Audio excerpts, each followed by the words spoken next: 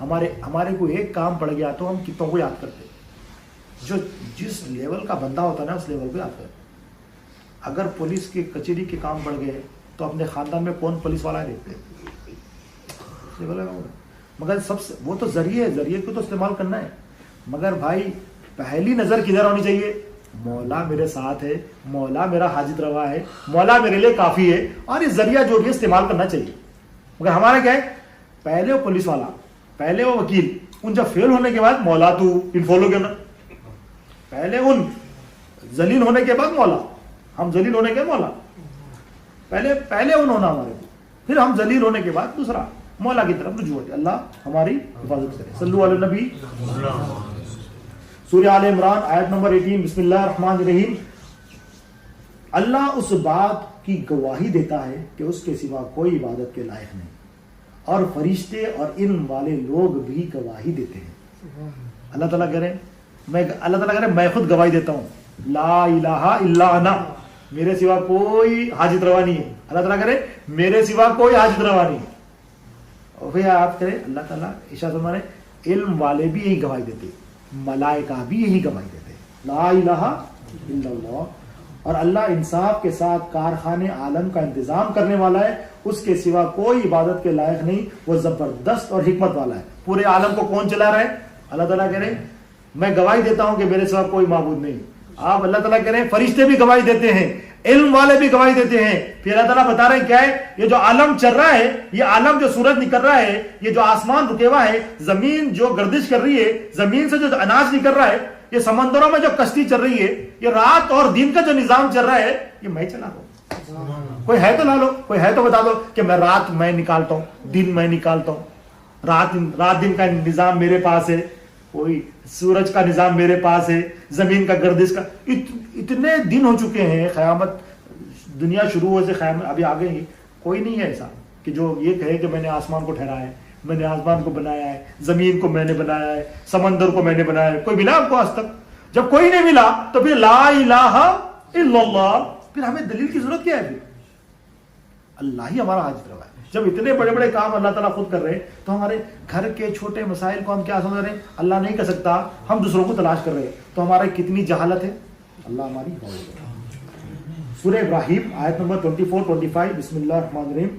کیا تم نے نہیں دیکھا کہ اللہ نے کلیم طیب کی کیسی مثال بیان کی ہے؟ اس کی مثال ایسی ہے جیسے پاکیزہ درخت جس کی جڑیں زمین پر مضبوط ہو اور شاخیں آسمان میں پھیلی ہو اور اپنے پروردگار کے حکم سے ہر وقت پھل دیتا ہو. اب کلمہ طیبہ کی مثال دے رہے ہیں کیسی؟ پاک درخت کی ہے, اس کی جڑیں زمین میں پھیلی ہوئی ہے, اس کی شاخیں آسمان میں پھیلی ہوئی ہے, اور وہ اللہ کے حکم سے ہر وقت پھل دیتا ہے. اگر یہ درخت اپنے دل میں لگا لے تو, کلمہ طیبہ کا درخت ہے, کون سی زمین میں آتا ہے؟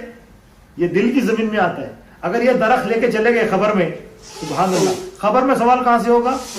دل سے ہوگا, قلب سے ہوگا. اب یہ قلب جو ہے نا ایمان کے نور سے منور ہے, پاک, اور ہر وقت پھل دیتا ہے. کیسا پھل دیتا ہے؟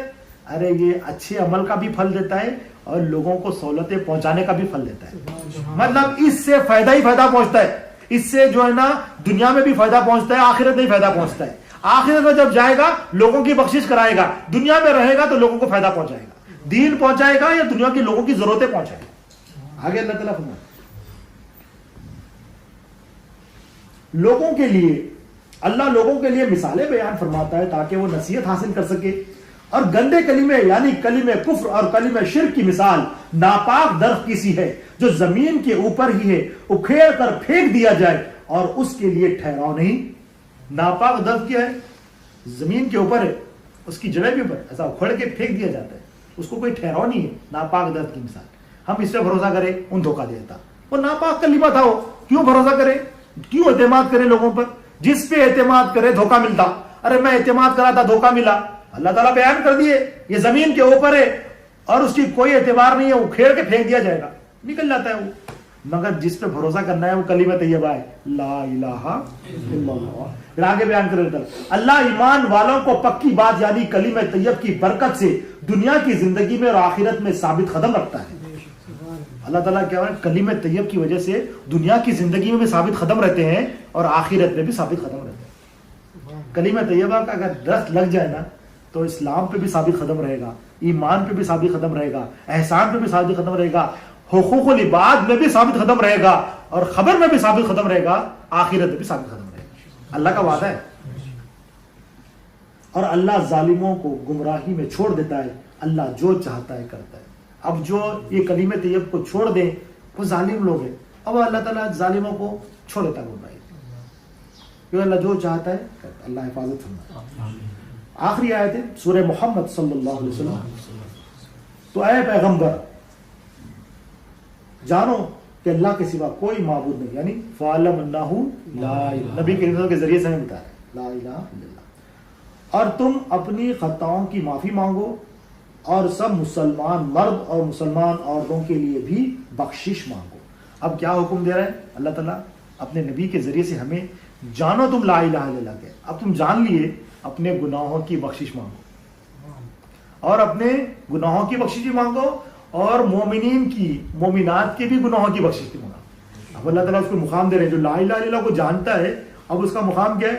اپنے گناہوں کی بھی مغفرت کرا لیتا ہے، اور جس کے لیے کہے اللہ تعالیٰ اس کو بھی معاف فرما دیتے ہیں. اللہ حکم دے رہے ہیں قرآن میں سورہ محمد صلی اللہ علیہ وسلم آیت نمبر 19. یہ مقام ہے لا الہ الا اللہ والے کا کہ اپنے گناہوں کو بھی معاف کرا لیتا ہے اور مومنین اور مومنات کے گناہوں کو بھی معاف کراتا ہے. حکم دے اللہ تعالیٰ. اللہ تعالیٰ حکم دے رہے تو معافی مانگ ان کے گناہوں کی.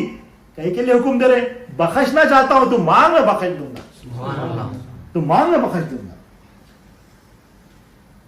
اور اللہ تمہارے چلنے پھرنے رہنے سہنے کی خبر رکھتا ہے. اللہ تعالیٰ کہ تم کہاں چلتے ہو، کہاں رہتے ہو، کہاں ٹھہرتے ہو، مجھے تمام چیزوں کی خبر ہے.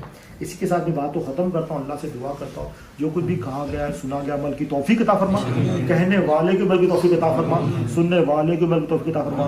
ہر دو کے عمل میں اخلاص عطا فرما، اور اسے قبول فرمانے والا، اس میں جو غلطیوں سے معاف فرما دے والا. واسطہ نبی کریم صلی اللہ علیہ وسلم کا. ان اللہ وملائکتہ یصلون علی النبی یا ایھا الذین آمنوا صلوا علیہ وسلموا تسلیما برحمتک یا ارحم الراحمین. السلام علیکم.